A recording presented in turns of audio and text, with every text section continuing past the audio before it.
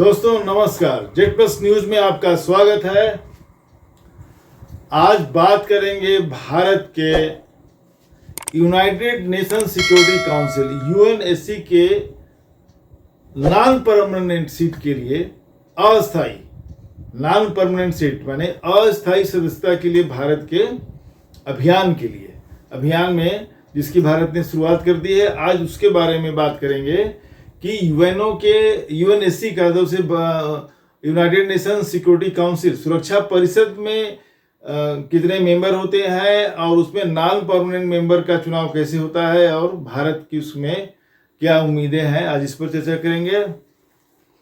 दोस्तों आगे बढ़ने से पहले आपसे गुजारिश, प्लीज मेरे चैनल को सब्सक्राइब करिए और अपने दोस्तों में शेयर कीजिए। देखिए, जो यूनाइटेड नेशंस है, यूएन का सिक्योरिटी काउंसिल यूएनएससी सुरक्षा परिषद, आपको मालूम है कि इसके कुछ अस्थायी सदस्य होते हैं, कुछ अस्थायी सदस्य होते हैं, परमानेंट मेंबर्स और नॉन परमानेंट मेंबर्स। तो परमानेंट मेंबर्स में कौन कौन है? हमें यूएसए, पहले सोवियत यूनियन था, अब रसिया हो गया। तो पहले इधर का ब्लॉक ले लीजिए, यूएसए। देखिए परमानेंट मेंबर्स जो होते हैं, अस्थायी सदस्य कौन कौन है? यूएसए, यूके, फ्रांस,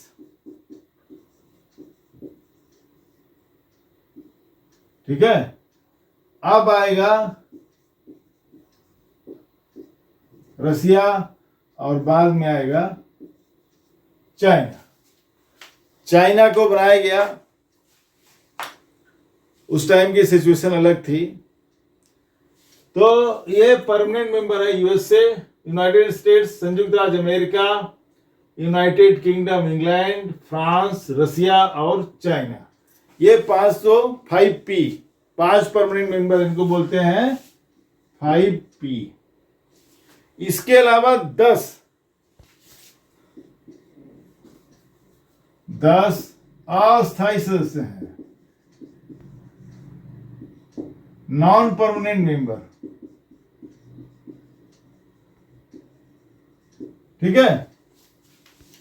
तो नॉन परमानेंट मेंबर को चुनाव होता है 10, ऐसे बाद में जोड़े गए जब ये हुआ कि भाई और लोगों को भी मौका मिले सिक्योरिटी काउंसिल में, तो 10 नंबर पर 10 बढ़ाए गए। ये लोग इलेक्शन, जनरल असेंबली इनका चुनाव करती है। जो जनरल असेंबली है तो साधारण सभा, तो साधारण सभा जो है इनको चुनती है जीए, और 2/3 बहुमत चाहिए, 2/3, ठीक है। अब इसके लिए क्या किया गया है कि पूरे विश्व को 5 जोन में बांटा गया है। पूरे वर्ल्ड को 5 इलाकों में बांट दिया गया है। अब वहां से ये कोटा निर्धारित किया गया, एक तरह से मानिए आप कि कोटा निर्धारित किया गया है कि कितने कहां से इसमें आएंगे। देखिए, अफ्रीका से 10 टोटल मेंबर है, 10 नॉन परमानेंट मेंबर्स, ठीक है। तो अफ्रीका से 3, ईस्ट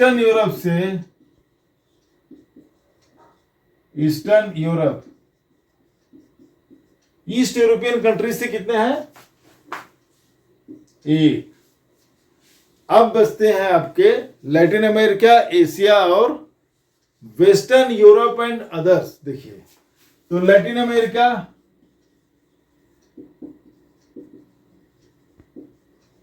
से 2, एशिया 3, वेस्टर्न यूरोप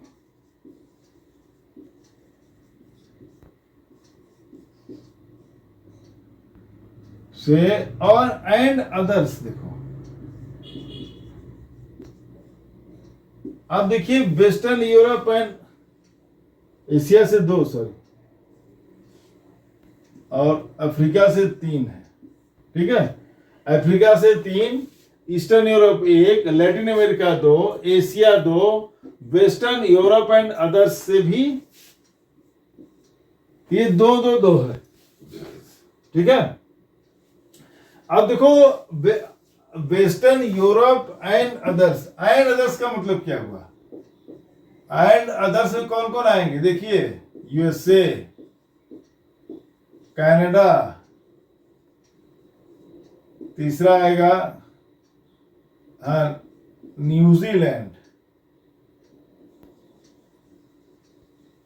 न्यूजीलैंड आएगा, ऑस्ट्रेलिया आएगा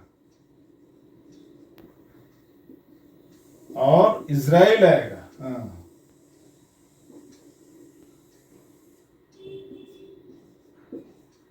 ठीक है, तो USA, Canada, New Zealand, Australia, Israel ये आएंगे and others. Western countries and others में ये देश आएंगे। इस तरह से बंटवारा हुआ है। जो सिक्योरिटी काउंसिल के नॉन परमानेंट मेंबर्स हैं, अस्थायी सदस्य हैं, उसके लिए कि यहाँ से ये जीत करके आएंगे इतने लोग। ठीक है, ये 2 साल का कार्यकाल होता है इनका, 2 इयर्स। इनका टर्म क्या होता है? 2 इयर्स के लिए। तो 5 हर साल रिटायर होते हैं। इस तरह से अल्टरनेट करके 5 हर साल रिटायर होंगे और 5 नए चुने जाएंगे। इस तरह से वो कंटिन्यूटी चलती रहती है। तो आप देखिए कि अब भारत का एशिया से है, तो भारत का मुकाबला इस बार ताजिकिस्तान से है। तो देखा जाए कि ताजिकिस्तान जो भारत की जो अंतर्राष्ट्रीय स्तर पे जो छवि है, जो एक हैसियत है, उसके मुकाबले ताजिकिस्तान जो है का कोई बहुत अच्छा स्टैंडिंग नहीं है। कहा जा सकता है कि भारत G20 का मेंबर भी है, तो ताजिकिस्तान से मुकाबले में हम कहीं पर कमजोर नहीं पड़ने वाले हैं, ऐसा माना जा सकता है। लेकिन 2 ऐसी घटनाएं हुई हैं जो कि लोगों का सारा कैलकुलेशन उलट गया। वेस्टर्न यूरोप के मामले में जर्मनी एक बड़ी इकोनॉमी है और इवन क्या बहुत बड़ा फंड कंट्रीब्यूटर है। जर्मनी बहुत बड़ा शेयर मतलब कि जो अपना योगदान देता है यूएनओ के, संयुक्त राष्ट्र संघ के खर्चे के लिए। उसका मुकाबला हुआ पोर्चुगल से और ऑस्ट्रिया से, और बहुत चूंकि सीक्रेट बैलेट होता तो पता नहीं चलता, उसने हरा दिया जर्मनी को। पोर्चुगल और ऑस्ट्रेलिया के मुकाबले जर्मनी हार गया। त्रिकोणीय मुकाबला था।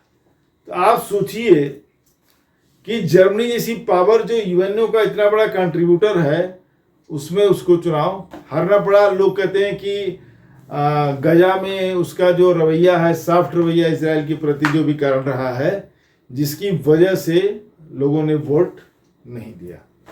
इसके अलावा आपको एक और उदाहरण दूंगा जहां पर कि सारे कैलकुलेशन फेल हो गए, सारा गणित फेल हो गया। इसमें आता है किर्गिस्तान का मामला। फिलिस्तीन का मुकाबला किर्गिस्तान से था और फिलिस्तीन आसियान के मेंबर है, उनकी बैकिंग है, बड़ी इकोनॉमी है, सब कुछ है। लेकिन किर्गिस्तान जो है फिलीपींस को इतनी बुरी तरह हराया कि किर्गिस्तान को 191 वोट पड़े, उसमें 127 वोटों की जरूरत थी, लेकिन किर्गिस्तान को मिले कितने? 142 वोट्स, और उसने फिलीपींस को बुरी तरह हरा दिया।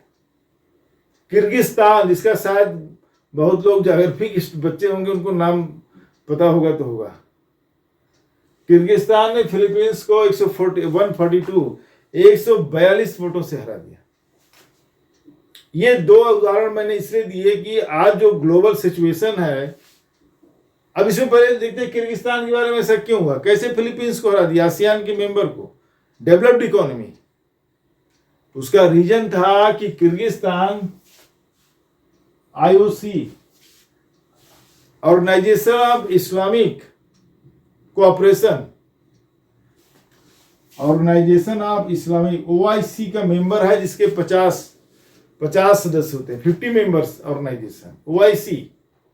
उसके अलावा किर्गिस्तान को चाइना ने सपोर्ट कर दिया।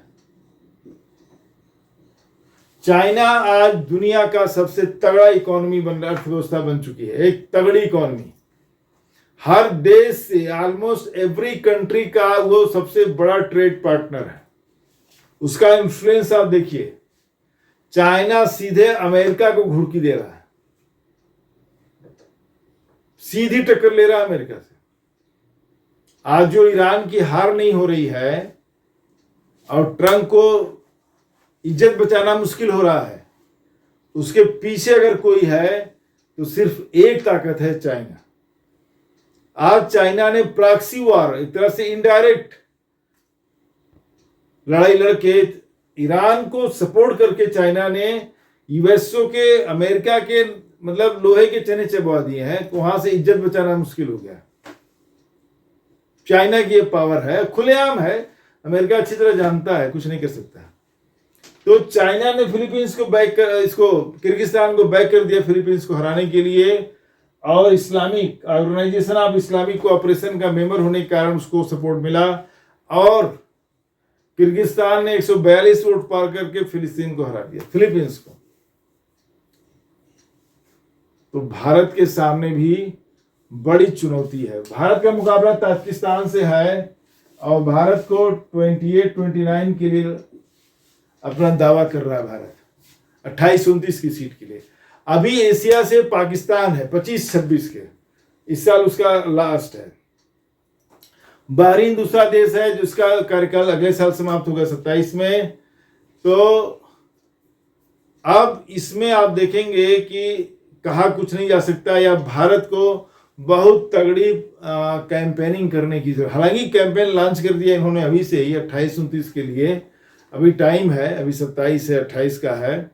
लेकिन जो बदली हुई परिस्थितियां हैं, जिस तरह से पाकिस्तान ने ईरान में मध्यस्थता की है, जिस तरह से भारत को इस लड़ाई में, वेस्ट एशिया की लड़ाई में एक तरह से भारत को बहुत ज़्यादा अच्छी नज़र से नहीं देखा जा रहा है, क्योंकि ठीक ईरान पर हमले से ठीक पहले प्राइम मिनिस्टर वहाँ गए थे इजराइल, और वहाँ इजराइल के प्रति समर्थन व्यक्त किया था।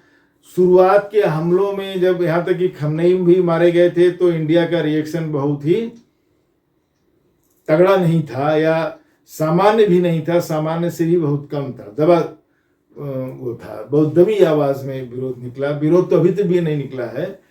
भारत ने कभी खुल करके इजरायली हमले की आलोचना नहीं की है, और इसलिए क्या है कि इस्लामिक कंट्रीज में बहुत ज़्यादा नाराजगी है, यह एक सच्चाई है। ये तो कोई कुछ बोल नहीं रहा है। ईरान ने तो भारत में सप्लाई कर दिया, और ईरान के राजदूत ने कहा भी कि हम भारत की जनता में जो ईरान के प्रति प्रेम है उसके कारण हम कर रहे हैं। सरकार, उन्होंने स्पष्ट कर दिया कि सरकार के नाते नहीं। तो फिलहाल भारत के सामने चुनौती होगी। इस्लामिक कंट्रीज इस टाइम इंडिया से खिलाफ हैं और चाइना खिलाफ है। मेन बात ये है, देखिए टर्की और पाकिस्तान ने मिलकर के, सऊदी अरबिया ने मिलिट्री अलायंस नेटो की तरह इस्लामिक नेटो बना लिया। कतार और कुवैत उसको ज्वाइन करने के लाइन में है। इस अलायंस को खुला चाइना का सपोर्ट है, और अभी कहा जा रहा है, उसकी कोई पुष्टि नहीं हुई है, कि करीब 80 फाइटर जेट्स टर्की और चाइना के मदद से पाकिस्तान में इस टाइम पर आए हैं। कितने आए हैं और क्या आगे उनका प्रोग्राम है, वो शायद कह रहे हैं कि अपने लोकेशंस पर लगा रहे हैं, उनको सेट कर दिया है फाइटर जेट्स को, Chinese fighter jets, high standard. China के फाइटर जेट हमारे रफाल पे, सच्चाई ये है, हमारे रफाल पे भारी पड़े। चाइना का जो C-17 करके कुछ है, 10C करके है, वो रफाल पे भारी पड़ रहा है। तो जो बदली हुई अंतर्राष्ट्रीय परिस्थितियां हैं, और कुछ इमेज बहुत अच्छा नहीं बना है। अमेरिका भी हमारे पीछे पड़ा हुआ है, रूस एकदम से बेकार हो चुका है, रूस चाइना के पीछे लग गया, पिछलग्गू बन गया है। तो भारत का अंतर्राष्ट्रीय सपोर्ट इस टाइम पर बहुत अच्छा नहीं है। बड़ी बड़ी बातें करने के लिए लोग कर रहे हैं, लेकिन सच्चाई ये है कि रसिया कमजोर हो गया है, रसिया चाइना का पिछलग्गू बन गया है। चाइना बिल्कुल हमारे खिलाफ है, चाइना पाकिस्तान के साथ है, चाइना बांग्लादेश के साथ है, बांग्लादेश हमारे खिलाफ है। श्रीलंका तक भी हमारे साथ नहीं है, नेपाल भी हमारे साथ नहीं। सच्चाई तो ये है। ऑपरेशन सिंदूर पर किसी देश ने भारत का समर्थन नहीं किया। अंतर्राष्ट्रीय स्तर पे या कूटनीतिक स्तर पे इससे बड़ी असफलता क्या हो सकती है? अपने मुंह मियाँ मिट्ठू बनना बहुत बड़ा सब लोग आसानी से बन जाते हैं, लेकिन आपके डिप्लोमेटिक या इंटरनेशनल स्टैंडिंग का सबसे बड़ा प्रमाण यही है कि ऑपरेशन जो पहलगाम अटैक हुआ, फिर आपने ऑपरेशन सिंदूर किया। पहलगाम अटैक एक आतंकवादी घटना थी, उसकी लोगों ने आलोचना की, यूएनएससी ने भी किया। यूएन सिक्योरिटी काउंसिल ने पाकिस्तान के विरोध के बाद भी उस पर रेजोल्यूशन पास किया, उसको कंडेम किया, आलोचना की, लेकिन ऑपरेशन सिंदूर को समर्थन कोई नहीं दिया। उल्टे पाकिस्तान को दूसरे देशों ने समर्थन किया। पाकिस्तान को टर्की का जहाज आ गया कराची पोर्ट पर। तो अंतर्राष्ट्रीय स्तर पे भारत को बहुत अच्छा नहीं चल रहा है। अब 2028-29 के लिए इन्होंने सदस्यता का दावा किया है। अब देखिए यही बात है, जब 2010 में doctor Manmohan Singh prime minister थे, इसी हम 9वीं बार, अगर 28-29 का भारत चुनाव जीतेगा तो 9वीं बार यूनाइटेड नेशंस के सिक्योरिटी सुरक्षा परिषद का अस्थायी सदस्य बनेगा। आप समझिए 2010 में भारत ने चुनाव जीता था यूएन सिक्योरिटी काउंसिल का, और 187 2000 देखिए 10 में आपको सबको ताज्जुब होगा, भारत को 187 वोट मिले थे। देखिए भारत को 187 वोट मिले 191 में। वहीं से भारत का सिक्योरिटी काउंसिल में परमानेंट अस्थायी सदस्यता के लिए दावा मजबूत माना गया, इसके दम पर कि भारत को 187 वोट्स मिले थे और भारत का दावा मजबूत माना गया था। लेकिन आज की परिस्थितियां बदली हुई हैं। इस्लामिक कंट्रीज का जो एक तरह से अगर यूनाइट हो गए भारत के खिलाफ, तो फिर भारत कहीं नहीं टिकेगा। तो दो हमने एग्जाम्पल दिए कि ये कहना आसान है कि ताजिकिस्तान जो है वो बहुत हमारे सामने क्या टिकेगा, लेकिन पोर्चुगल जैसे देश ने जर्मनी को हरा दिया, किर्गिस्तान ने फिलीपींस को हरा दिया। यहाँ तो चाइना भी आपके खिलाफ, इंडिया खिलाफ कैंपेन करेगा, पाकिस्तान पूरी तरह से इंडिया खिलाफ कैंपेन करेगा, ईरान से हमदर्दी रखने वाले वो भी कैंपेन करेंगे, और भारत के साथ तो अमेरिका भी नहीं है। तो देखिए क्या होता है। हाँ, अगर अभी से अपना मजबूती से पक्ष रखेंगे, अंतर्राष्ट्रीय स्तर पर चलेंगे, और देश के जो अंदर हालात चल रहे हैं, क्या अब कुछ छिपा तो है नहीं। आप इतने बिखरे हुए हैं, आप खुद आपस में ही इतना लड़ झगड़ रहे हैं ओपनली, क्या कहा जाए, उस पर बात करना ही बेकार है। तो अंतर्राष्ट्रीय स्तर पर बहुत अच्छा मैसेज नहीं जा रहा है, और उसका खामियाजा कहीं न कहीं भुगतना पड़ेगा। ये भारत के लिए बहुत बड़ी चुनौती है, और पाकिस्तान के जीतने के बाद, पाकिस्तान यूएनएससी का मेंबर बना हुआ है, और अगर इंडिया हार जाता है तो बहुत बड़ी बेइज्जती होने वाली है। हमारे लिए अंतर्राष्ट्रीय स्तर पे मुंह दिखाना मुश्किल हो जाएगा। मिलते हैं दोस्तों नए टॉपिक पर कल नई वीडियो में। मेरे चैनल को प्लीज सब्सक्राइब करिए। मैं करंट अफेयर के टॉपिक्स लेकर आता हूं, तो हर दिन कोई न कोई कोशिश करती है, बिजी रहते हैं तभी नहीं होता, नहीं तो रोज कोई न कोई टॉपिक आपके सामने लेके आऊंगा। Please support me, subscribe my channel. Thank you very much.